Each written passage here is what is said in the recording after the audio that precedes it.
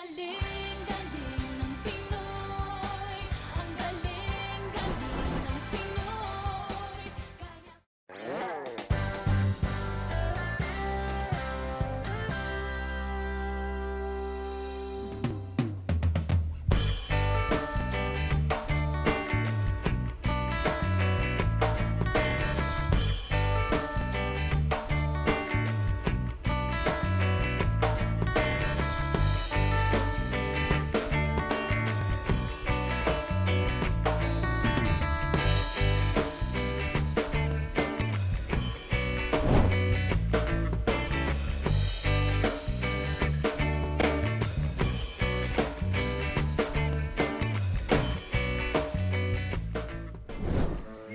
Sarap. Sarap na. Nakakaumay, no? Sino ka? Ah, ako si TH. Ako yung pinadala ni BH.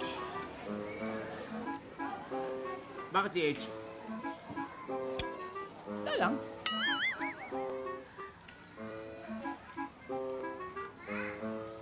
Sarap, no? Talagang... Masarap nga. Sarap. Ay, Okay. Sino ka? Thank you, Miss Beautiful.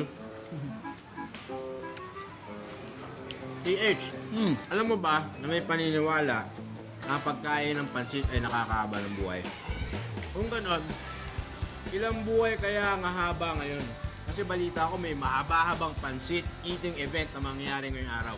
Tama. Ngayon nga kasi, susubukan ng mga taga Isabela na makapasok sa Philippine Book of Records para sa pinakamaraming pansit kabagan na maihahain. Kaya kain lang, di pwede kainin? Ay, hindi. Siyempre, papakain din nila sa mga tao. Ayun. Pero talagang susubukan nilang maka-set ng Philippine record. O sige, tignan natin kung magawa nila. Ay, Oh, ano to? Pakain na naman? kakain. No. Ay, Ping ah. Bawal kabagan.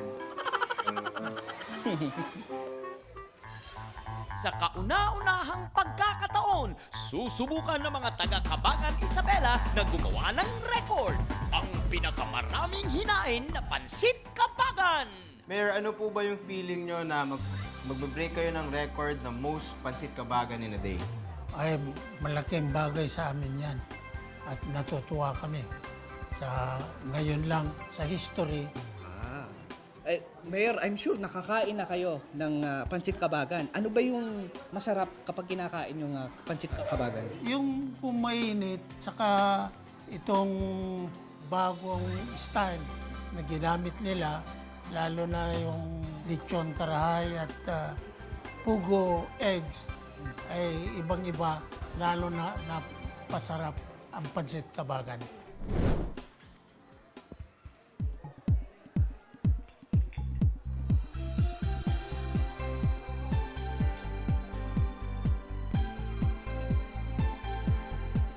Magandang hapon po. Magandang hapon. Kayo po ba si Ma'am Jocelyn? Opo, sir. Ay, ako po si Ping Medina ng Philippine Book of Records. Siya po si TH. Okay. Magandang araw po sa inyo. Original po ba ang pansit kabagan dito sa Isabela? Opo, original po yan. Kanino ho galing yung recipe? Actually, nung galing po sa Inchik ito, si siya. Yun po ang original. Siyang Yeah, siyang siya talaga. Opo, siya po ang original ng gumawa nito. Siyang siya. Nag-start po. Ano ba yung mga ingredients na kasama talaga sa pansit kabagan? Ang pansit kabagan po, pagka niluto yan, unang-una po ay igisa natin siya ng garlic, and then yung broth po niya, a paddle of broth, and other ingredients ay yung mga lechon karahay, ay ang tawag doon sa Ibanag is lechon kawali. Ano yung lechon crackle? Lechon kawali po. Lechon kawali.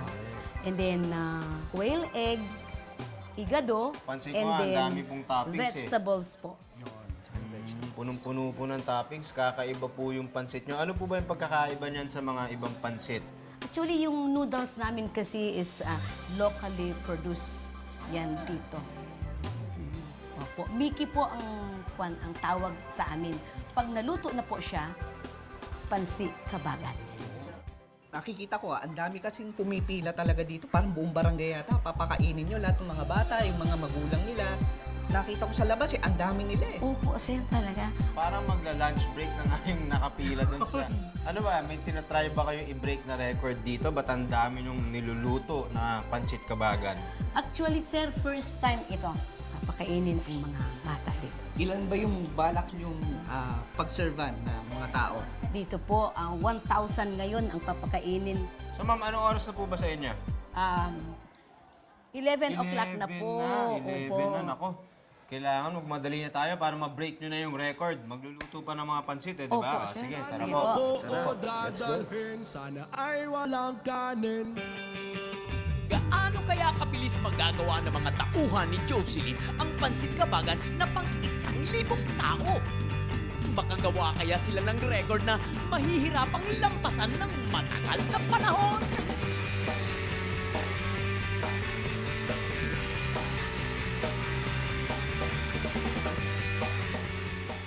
Ang galing